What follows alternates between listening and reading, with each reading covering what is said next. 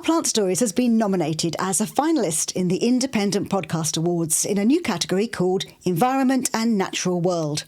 I'll let you know how we get on. Thanks to all those who are regular supporters of the podcast with their commitment to buying a monthly coffee. And to Anne, who also sent some caffeine my way this month, all of which goes towards paying for this podcast, the hosting platform and the editing programme. The link is in the show notes. And now, a plant story.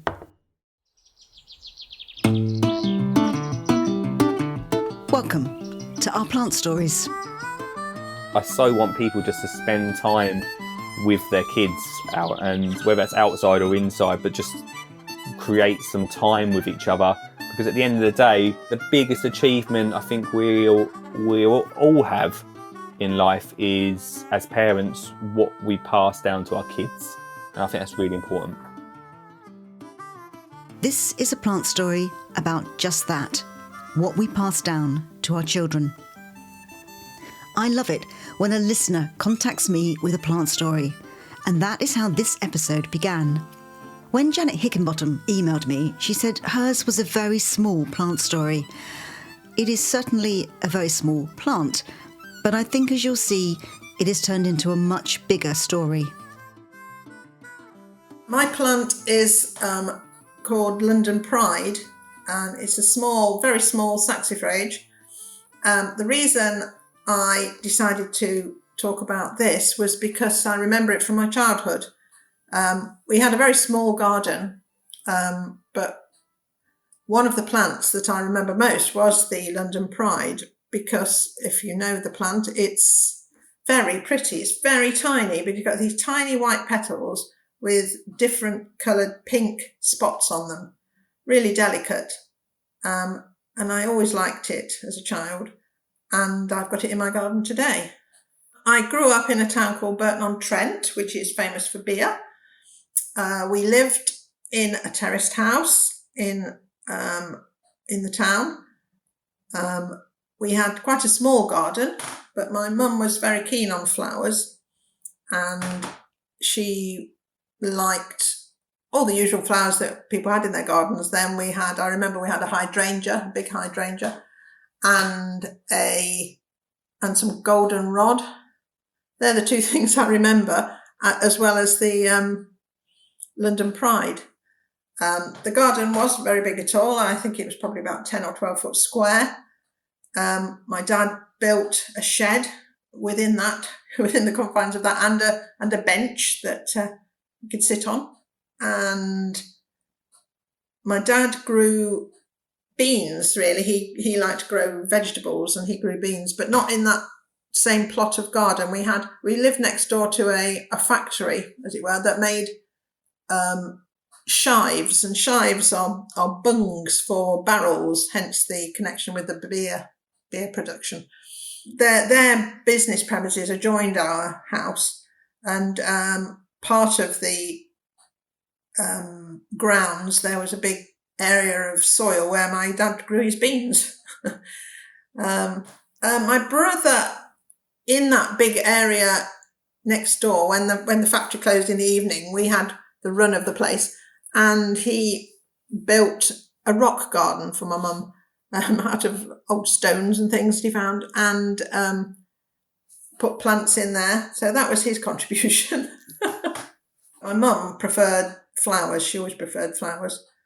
And she was very knowledgeable about wildflowers. And I think this is because she was of the Victorian upbringing. She was born in 1913, so obviously her parents were Victorians. And as far as I can see, nature was much more important in Victorian times, and it wasn't unusual for children to learn about wildflowers. And she always used to tell me the names of all the flowers when we went out for walks in the countryside. And she was very knowledgeable, as I say, about wildflower names. Why do you think that knowledge that the Victorians passed to their children, in the case of your mum, and then she passed to you, but I'm not sure we've kept passing it down through the generations? No, I don't think we have. That's a great loss, isn't it, really? And I think that's for a variety of reasons. I mean, nowadays there's so many other entertainments for children since the birth of the internet, particularly. And we don't none of us spend as much time outside as people used to do. And so there isn't that same interest, which is a shame. I think what's interesting about what you talked about when you tell your own story about your mum is that you were not growing up in a particularly, you were growing up in a small industrial Yeah, it wasn't town. a rural spot, no. And yet you still grew up with a kind of appreciation of the countryside. Yes, because definitely. of your mum's knowledge, not because of what was on your doorstep exactly. Yeah, and because she was keen. We used to go out into the countryside quite a lot. We'd go, I mean, we didn't have a car or anything, but we used to go on the bus, and we'd go to the terminus on the bus, which there were lots of termini, and then from there you could go for a walk somewhere, and we'd usually find a park or a playground or something. And yeah, I have many happy memories of doing that and going to local parks and things with her and seeing the different plants and so on. It's more what they call biodiversity now, isn't it? She was also very interested in birds, and so she loved to have birds come into the garden and would feed the birds and so on. And again, she knew the names of the birds. That's all the same sort of thing, isn't it? Because this plant is so linked to your mum, tell me a little bit about your mum. A little bit about my mum. I can't think what to say about my mum. My mum sadly passed away when I was 16, so I didn't have that long to get to know her, really. I always feel. She was very interested she was brought up, as I said, by Victorians, and so it was one of those, you knew your place, and this was your place. You didn't better yourself or anything like that, which caused some problems, because when I was hoping to, I did, when I wanted to go to university, it was a bit of a new idea, not everybody in our family had ever been to university before, and why don't you get a job in the offices at the brewery? That was the sort of, but she was very loving, and she was very community minded, I think. She helped in the local Methodist church, and she gave up work when she got married. I think she used to work in a shop, and then when she got married, as many ladies did at that time, she didn't work anymore. Although later in my life, she did work part-time in a local factory, because we weren't very well off, and so she needed to supplement the family income. But obviously I have very fond memories of her, but I just wish I'd have known her longer, really. So it's an important plant for you? Yeah, it is, and I shall go out and, not now because it's dark, but I shall go out and check that it's doing all right tomorrow, and hopefully I'll get some more saxifrage. Janet started her career as a teacher, and after she had her children, she began working with the agricultural industry. First for Farming and Countryside Education, FACE, which later merged with an organisation called LEAF, linking environment and farming. And her role was to help children understand more about farming and where their food comes from. They also helped children to set up gardens in schools. In 2016, she was awarded an MBE for her work. Whilst I was wondering where the conversation part of the episode might go, I came across another podcaster.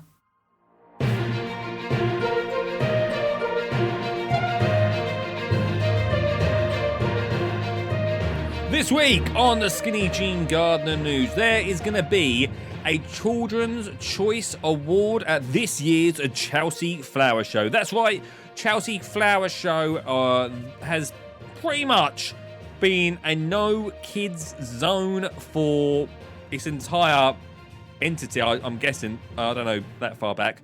But this year, not only is there going to be the children's picnic, not only is there going to be a no adults allowed garden, there is also going to be a Children's Choice Award with 70 school children going around and marking up the show gardens for that final award. I think this is amazing news, probably the biggest news of Chelsea. I'm so excited. Go to the garden centre with a £5 each, see what you can get for a £5, probably a cup of tea, and you get a cup of tea, let them go and get a plant, and then bring it back and plant it up. The biggest thing for parents here is the freedom to let children go and buy what they want. I'm going to do it this weekend. I'll let you know. Lee Connelly is the skinny jean gardener who started his media career on the Blue Peter Garden. And yes, he did get a badge. He's on a mission to get children gardening. It could be in school. He runs School Garden Success, but he also passionately wants parents to connect with their children by being outside, away from technology, around plants and nature. Janet's mum had been brought up by Victorian parents and had passed her knowledge on. So I asked both Janet and Lee, was that knowledge still being passed down through the generations? I think at the moment that we have a bit of a lost generation of parents that probably didn't garden with their own parents and now are not passing it down to their own children. And so, and I'm talking about like I'm in my mid-30s now, and I'm talking about like the mid-30s range where we were not brought up on social media and technology, but have jumped onto that whole social media train, and there seems to be so many more distractions for parents now than maybe there once was, and that means that we have less time to get outside and do stuff with our children, and maybe we're a little bit more scared about letting kids get outside and do stuff. So I think at the moment we've got a bit of an area where children are not getting outside and growing with their parents, and that's a real shame. I think that's a real shame. I agree with that entirely, and I think that applies also to teachers. You've got a generation of teachers who are your age who won't have any experience of gardening, and so how can we expect them to teach their children, their classes about gardening if they've not got that initial experience themselves? Do you think that's necessarily just down to social media and technology, Janet, or do you reckon it's like, is it something else? I don't think it's just that. I think we can blame that for some of it. And social media and all that side of things, home entertainment has grown massively, hasn't it, in the last few years? So people can stay in and watch a film, or they can play games or whatever. And that sounds to a lot of the children, and probably adults as well, more exciting than going and digging the garden. Lee, were your parents gardening? Were they gardeners? Yeah, my dad was a gardener, but not the problem, because it sounds bad on him, because he had an amazing garden, but it was very much like look, don't touch with him. So that meant that I never actually got into gardening. I actually only got into gardening when I was in my mid-20s. Before that, I never did anything. So when I had my daughter, I wanted to ensure that that wasn't the case for her. And it's sort of, I feel like now we have to sort of work backwards almost, where we get the children interested to get the parents interested rather than the other way round. That's so interesting. Yes, I would agree with that. That's true. And did you see that sometimes with your work then, Janet, when you were taking children? It was slightly different because obviously it was less gardening and more taking them to understand where food comes from. But did you kind of also see that as a kind of working backwards? Definitely, yes. Because, I mean, we all know about pester power and things, and children do influence their parents with what they've learnt at school and so on. Mrs. So-and-so said, so it must be true. And I think that is very much the case, that the children are helping their parents to understand these things, which is quite a massive change from how it used to be. Also, children care more about like the environment now. They actually do care more about, especially in primary schools, actually care where their food comes from and how it is grown. It feels like there's a lot more. Even in the 10 years I've been doing children's gardening, I can see how very slowly that has been growing, pun intended, the knowledge and the what's the word I'm looking for, like inquisitiveness of inquisitiveness of children to find that out. And I've seen that over the last 10 years, that more children want that. So where's that coming from? Well, I think a lot of it is going back to television and things, there's a lot more programs now about nature and wildlife and Yeah, I love it. Do you know what I love? Well, my daughter's 8 now, and children's TV. Again, just being a father, I've been able to watch how children's TV's changed as well. yes, And the more they add in, like I love watching. What was it I was watching the other day with her? Even though she don't really watch it. Hey, Dougie, I love that program, right? I would sit and watch that all day long. But the way they add stuff, Peppa Pig, they add stuff in with even with gardening and growing, and I think, oh, that's just like. That's really clever how that can just spark something in children, and children love to ask questions, and off the back of stuff like that, we can really make media the enemy, or actually we can say actually there are some benefits to that as definitely. well. So yeah, I think that's where possibly some changes come from. Yeah. So when you go into schools, what's the kind of first reaction you get when you go into a school, both of you, when you've done that and you've been with young people and you're arranging visits? Is it excitement? Is it enthusiasm? Or is it slightly, oh, I'm going to be dragged outside? Or what's the kind of feeling you get? I reckon I want to say 25% of teachers that I come across really want to do it, who are like just so energized and excited about getting their class out there. There's a big percentage of teachers that are just a little bit, have a brick wall up, a little bit worried about diving into something that could take up a lot of time. At the end of the day, primary school teachers is what I predominantly go into, is primary schools. The problem we have is no funding and time, and knowledge for teachers to really get their children out there. And so yeah, there's a lot of excitement for kids because they're like, yes, let's do something, let's get messy. But just teachers, it just really does vary. I think if you've got a head teacher that is excited about pushing it, all of the teachers in that school you'll see have a little bit of interest into it. I think head teachers really they really can push that forward. Yeah. So time is the enemy, really, and in a way, there's a curriculum. Is there time for it on the curriculum, or there isn't? It isn't on the curriculum currently. No, Not as such. I think the simple. Oh, go on. No, I'm just going to say, we always used to say that you can teach anything through gardening or farming or whatever, but you've got to be of that nature yourself to start with. You've got to be of that mindset. You can teach maths, English, science, anything at all through gardening, really. Yeah, exactly.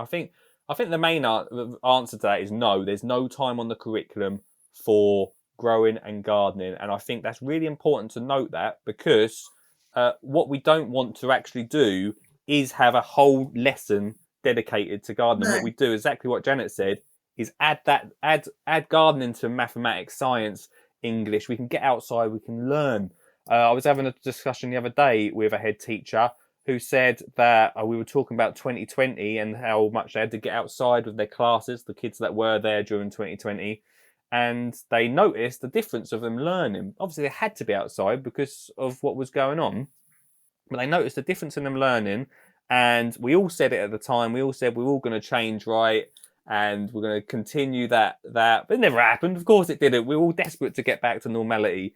But I think referencing back to that is really important. I think we can do a lot from that. So if we could do it back then, I think we can do it now. Yeah. So I think it's a mistake to say let's have it as a separate lesson, because I think there's too much. It's too much to change. You're literally asking to change everything in the curriculum, and that's just far too big a task. Johnny, did you see it change over your time? How long were you working with that organisation for? Oh, well, I'm so very old that I've been working in this area of work for over 20 years. And yet there have been changes. There have been changes, like Lee said, in the interest in the environment and so on. Children are much more interested in their surroundings and what's going on the planet and how they can help. If you were in Lee's position now, at his stage of his career, pushing this again, what would you do differently? Is there anything you do differently to what you did, or anything that you would say to him that is the way to things that you learned that you think to push on? That's a big question. I think finding a way, which he's doing now, to get into schools. I mean, there's no substitute for hands-on learning, and to be able to facilitate that, which it sounds like Lee is doing, is great. But who knows how things are going to change? You know, things have changed so much in the last 20 years. What's going to happen? I mean, by the time Lee reaches my great age, he'll have seen so many more changes. I really hope so. I think I've like I said earlier, like I've seen the little bit of change in the last 10 years of what I've been doing. Well, not me personally, but just in general, Yeah. what schools do. And I'm excited. Like one of the things that I did last year, I spoke in the House of Lords about bringing it into education a lot more. And my wife said to me, like, how long are you going to like keep pushing this whole thing? I don't like talking about it, Sally. I may have referenced it quite a lot. But how long am I going to keep like pushing this like curriculum thing? And I was like, this could be like, we could be looking at over 15, 20 years in the future until we actually see any in like a tiniest step forwards for it, because Parliament and government are just, as we all know, and I don't, like Slow going to into it move. too much, but it's something I'm stepping into. It is slow, right? It is a slow thing, and you just need to find the right person that wants to push it, and that's one of the things that I'm really concentrating on. Yeah. So it's kind of learning almost, if you're going to, who do you have to get on side? Who do you have to kind of get behind it to be able to get that kind of weight? I've been very much involved in that side of things, because we had a very great advocate in the House of Lords called Lord Curry. I don't know if you've come across him. He's brilliant, and he's always supported our work. And there are other members of the House of Lords and the House of Commons who've been involved, but it's just those individuals, isn't it? There's no joined up sort of way forward. I had a meeting the other day with someone. I won't say who it was. It was an MP, and I was asking about this whole thing about, honestly, are we going to get it? Is it actually going to happen? And their answer was, they gave me an answer, but the answer was no. It was an honest and straight answer, and I come away feeling really, like you say, like a little bit, Rejected. oh man, like this is not going to happen. But the hardest things, the things that mean the most are not going to be easy to actually happen. And I suppose, and for anyone in government, hey, they're not there for long, right? So they want to pick up the easy ones, do the quick headlines, look great, cash in, get out. I get it, right? But to do this is going to take time and effort. So yeah, I come away from that meeting feeling a little bit down about it. But on the other side, if there isn't people like us, Janet, knocking on doors and pushing it forwards, then who's speaking up for the kids and the teachers in that sense? Yeah, and there are a lot of people, a lot of different organisations out there doing the same thing. Not exactly the same thing. That's always been one of the arguments. You're all doing the same thing. We're not. We're all doing slightly different things, but the aim is the same in the end, which is to help young people learn more about food, growing, countryside, that sort of stuff, nature. I loved, before when we were chatting, you told me, Lee, that when you do the festivals, you kind of get kids in to do stuff, but the parents have to go too. Tell me a little bit about that, because I think that sounds fantastic. And you've talked about memories being part of your thought process around how you work, because if you think about it, Janet, the Saxifrage is very much linked to a memory of your mum taking you on walks, naming all the plants. So it shows in a way that memory sticks, doesn't it? Oh yeah, definitely. So Lee, tell me about your festivals and how it works. Yeah, one of the biggest things for me is, and what I push is, I love growing my own food. I love growing flowers, but the biggest thing that I push every time I do talks or this mini festival that I travel around the country with is creating memories between children and parents. So we have a mini festival that has loads of little areas like sow and grow, wildlife, bug hotels, even a little reading area in there as well. It travels around, and what we do is we make sure, because it's very easy, right? Especially over the holidays, that it's very easy to say, oh, go and do that, or go into the play area, or go onto the park, and I'm going to sit here with a cup of tea and have like 5 minutes. That's great. We all need that as parents, of course, but sometimes we're missing out. And what we do with the festival is say, hey, or parents have to join their children in the area. And I thought when we first did this, we'll get a bit of pushback and parents would be like, no, like we just want the kids to go and play.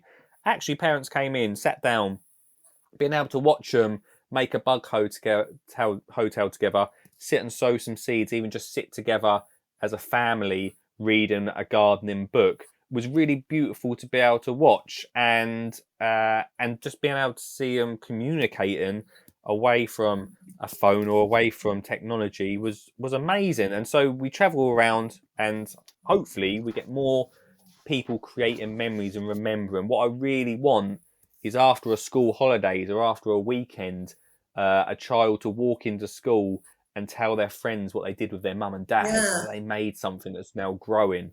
I so want people just to spend time with their kids out, and whether that's outside or inside, but just create some time with each other. Because at the end of the day, we do this stuff, we do podcasts and we're getting into schools, but at the end of the day, the biggest achievement I think we all have in life is, as parents, what we pass down to our kids. Yeah. And I think that's really important. Definitely.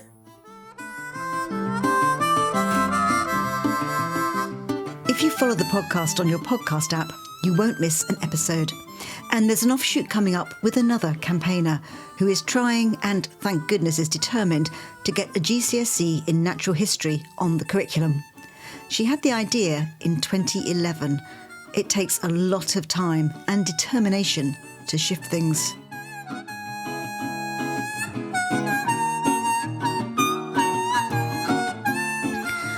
As regular listeners will know, we always end this podcast by learning how to grow the plant in the story. I happened to be at the Malvern Spring Show, and I passed a stand of alpines and a lovely couple who were taking such trouble to explain how to grow the plants to buyers. So I thought I'd ask them about London Pride.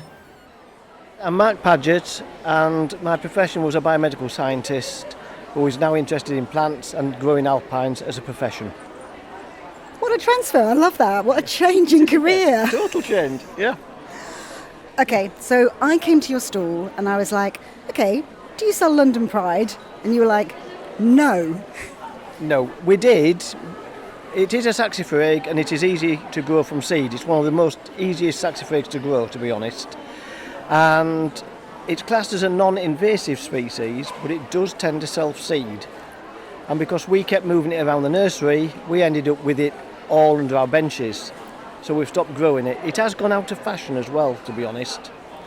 It did take a little bit of a nosedive. Oh, I'm feeling quite sorry for it now. Yeah, it is quite a lovely, interesting plant. It grows about 12 inches tall with the flower spike, and it prefers shade and semi-shade. Okay, so I want to grow it. I always ask this question, can I grow it in a pot? You can. It just needs very free draining soil and don't overwater it. This is the problem. It is actually one of the saxifrages which are classed as alpines. But this one does like growing under the tree cover as well. Okay, so good in shade. Good in shade, part shade. What kind of soil do I need there? You just said I can't just necessarily plant it into my clay soil in London, can I? No, unfortunately most plants don't like clay. So you can grow it in a well-drained soil, such as an alpine compost.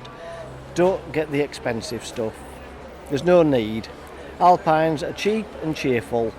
They like very cheap compost, either a seed compost or Johnny and Swan, and then mix that with more sharp sand and horticultural grit, about 50-50. Layer of gravel over the top to protect the roots from the cold and wet, and direct sunlight, because they don't like heat. Why has it gone out of fashion? I think it's because there are a lot more interesting varieties come out, to be honest. It is one of the older generation plants. People like it because it was granny had it, basically. And yeah, some people are still asking for it, but not enough for us to grow it anymore on the nursery. So where would I get seeds for it from? You can get them from most reputable seed companies, to be honest. We use Mull seeds, but Thompson and Morgan, places like that should stock the seeds. And if I plant the seeds, how long before I'm going to get flowers? Yeah, that's the problem. They will take a while to germinate. It could be 4 to 6 weeks for germination, depending on conditions. and then they will need potting on, growing on, and then planting out in your garden. But once it's planted out in the garden, you can get them, if you sow the seed at the right time of year, it will flower in its first season. If it's later in the season, then it'll flower the following year. So what's the right time of year? We normally do our sowings when it's cold and cool outside, because they don't need heat, don't alpines. So we sow our seeds anytime from late September, early October, right through to the end of February. Oh, that's quite nice actually, because that time when, you can't plant most things, most seeds you can't grow, you could actually turn your attention and plant some alpine seeds. I like that. Yeah, exactly. Yeah. And it fits in well with our season as well, because we finish the shows by the end of October, so we can start sowing seeds. Can I just ask you did kind of do quite a career change, didn't you? I'm sorry to just point that out, but I mean, did you have a love of plants? Did it come from somewhere? Yeah. When I was young, at the age of 5, I was too ill to go to school full time, basically. My grandparents lived directly opposite the school, and my grandfather was a gardener on a large country estate.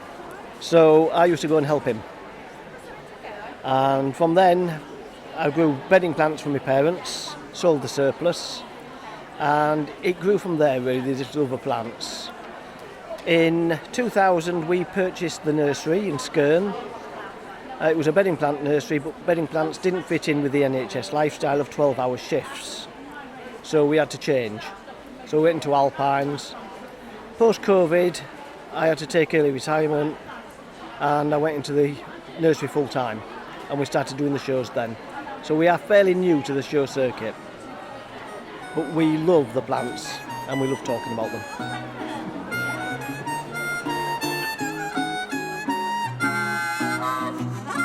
So keep going, Lee, because something that happened to Mark, aged 5, has stayed with him all his life, and now is his life. And thinking back to where this story started, with that tiny plant, I think we should dedicate this episode to Janet's mum, Margaret.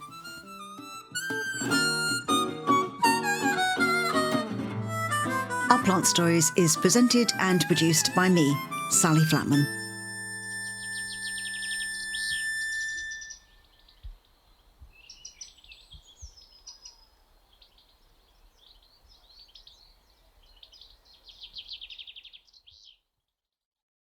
Thank you for listening. If you want to show your support for this podcast via Buy Me a Coffee, then the link is in the show notes or on the website ourplantstories.com. I promise you, your virtual coffee will go towards the podcast, not plants.